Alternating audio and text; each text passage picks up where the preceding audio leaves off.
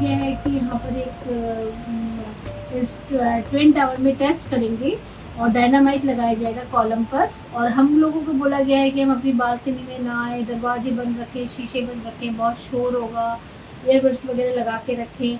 हमारे पास मैनेजमेंट से फ़ोन आ रहे हैं कि अपनी खिड़की दरवाजे रखिए। तो ये तो एक टेस्ट है और बाकी असली सीन तो 22 मई को आप लोगों को पता चलेगा।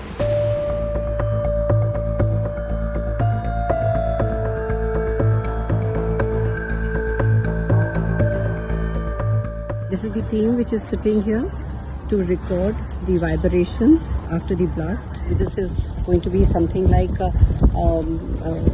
measurement of the vibrations which will be recorded in this machine, and then they will be taking for the final blast what will be the vibration coming at that time. Accordingly, they will use the dynamite quantity.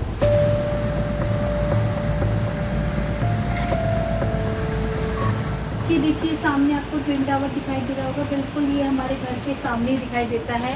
जब से मैंने सुना है कि ये building को तोड़ा जाएगा तब से हम लोग सब लोग दहशत में आ गए हैं और पता नहीं क्या होगा।